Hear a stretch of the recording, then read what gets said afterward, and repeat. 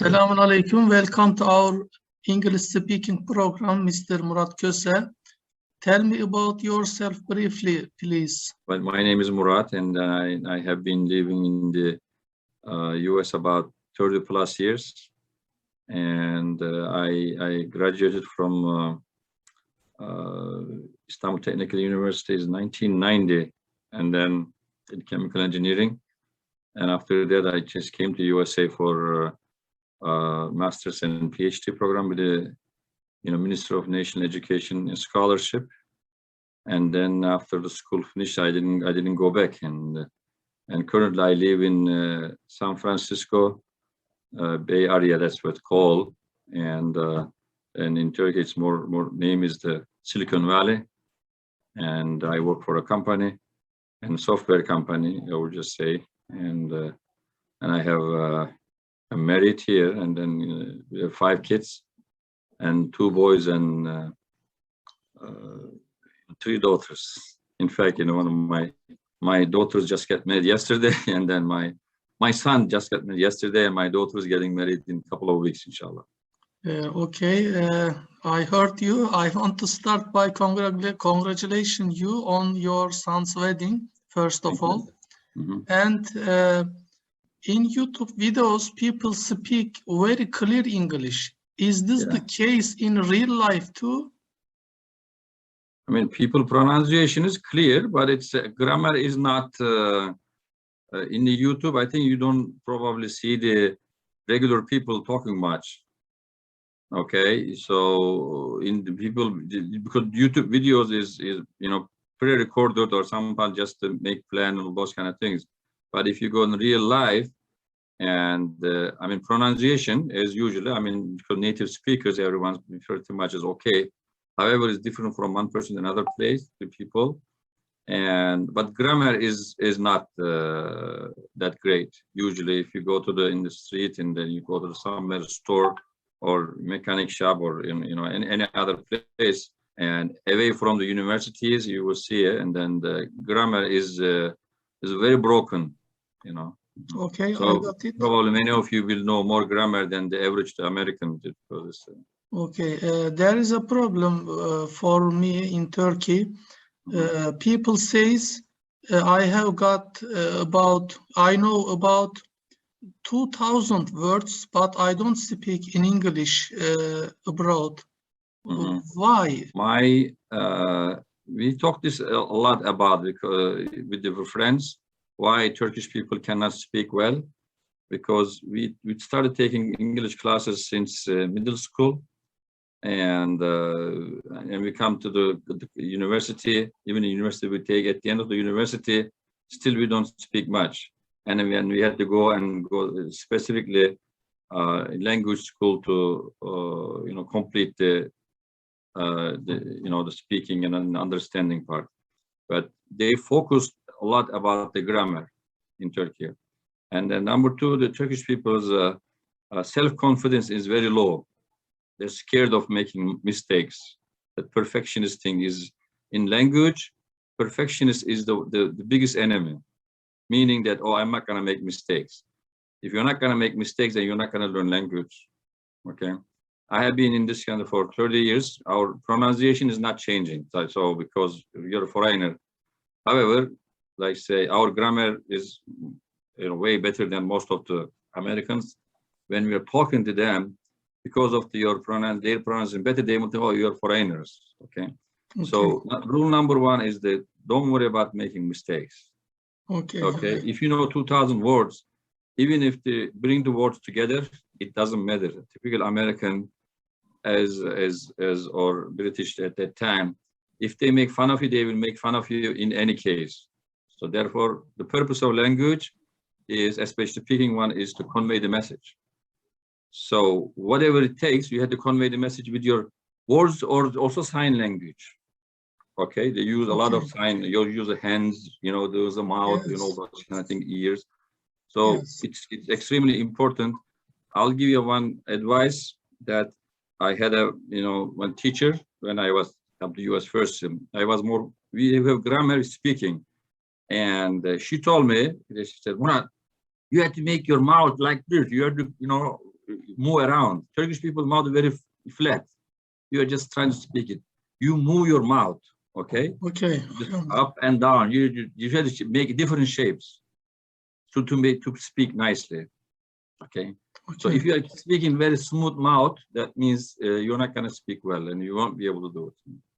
This is extremely. This is I think number one that in a speaking why that don't worry about, just look at how your mouth is moving, and try to just move as much as possible. That's so in different directions. Okay, I understand. Thank you. Let's talk about, imagine I want to go to America for any reason. I got on the plane and imagine now I am at the airport. What do they ask me and what should I answer? Well, airport, let's say, is in Istanbul, or depends on you are in Istanbul or in New York airport. Let's say you're from New York. So in Istanbul, and when you just go, get in, security, you go to the security, and they will ask you, where are you going? Give me your passport. And they look at your passport, and, they might ask you, why are you going? And they said, oh, I'm going for school, or I'm going for business, or I'm going to visit my family, or I'm going for as a tourist, or I want to go sightseeing. So they will definitely ask you, why are you going to those places? But when you come to, let's say, US, either in San Francisco or New York, and then so the customs are very compared to the past. It's not that that America not friendly anymore. Okay. So they are, especially for foreigners, and when they come, and then they're just, most of the people are very rude. Okay, why are you here? Okay, yes. So it intimidates. It makes you a little bit nervous, many people. And so at that time, I don't want you to in a position that when you come, or you just have to say confidence. As I said, I think that if you, from this today's section, if you learn something, confidence is extremely important.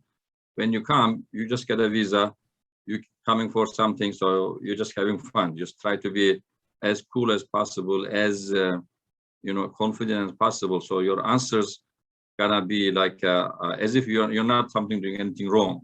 Sometimes the questions comes, why are you here? Where are you gonna stay? Okay. And then sometimes they might ask some people's names, and the questions are like just most people, they said, oh, okay, maybe they say, okay, welcome to USA and those kind of things. But if you don't have visa, because American people usually racist. If you're a citizen, American citizen versus non-American citizen, and non-American citizen, unfortunately, they don't treat very well. And so even when you're entering the thing, there are two lines: citizens versus non-citizens. And but in Turkey, for example, when you go back to Turkey, the Turkish the customs, usually they are very nice to the foreigners. In addition to this is just the opposite. That one, just it's not always like in reality, it's not like that. Okay. Afterwards, how can I reach the house or hotel where I will stay? City bus, taxi, which is the best solution in America? Depends on the, like, let's say you make arrangement before. Let's say if you have a friend, usually most of the time somebody picks you up from the airport. You arrange, you call your friend, and he's gonna come and tell you. If you don't have that arrangement, that there are more options right now. And if it is a hotel close by airport, and there is usually a shuttle from the for the hotel that you're gonna stay, and or whoever is it. Or if you don't have it, there is, let's say, big cities like New York and Washington, California. There's a train. You can just you follow the signs, of course. As soon as you get out, you follow the baggage claim, and you just, the word you have to follow is the baggage claim. Okay. And so after the customs, right? First they check your passport, and then after the next year, you customs from the customs. If you pass the customs, and you go to baggage claim first, and then the customs. You take your luggage, and after that you just have the ground transportation. Okay. It says it is ground transportation right now. You can train some of the buses, but like Turkey, it's not very common. Only big cities is common. Other places, right now very common. Uber is very popular. and Yes. make sure you have a Uber app in your phone. So when you come, you just call the Uber. There is a certain sections for the Uber and Lyft. Okay, this is, they call it Yes. app-based, transportation. And so you just take it, and if it is like within, let's say, 10 miles distance, or 10, 20 miles, and Uber doesn't make, it makes sense. But if you're going from one city to another city, and you take either bus, bus is not very common in the US. I don't recommend. Depends on what city you are coming. Okay, if you're coming to New York, Okay. but if it is maybe a couple of hour distance, another city you're gonna go, then yeah, bus or train. One other thing is very common is that you rent a, car. Car rental is very common here, Yes. and you can rent a car one-way rental. But if you are not used to it, depends. I would, for example, what I would do, I don't remember taking a bus or train.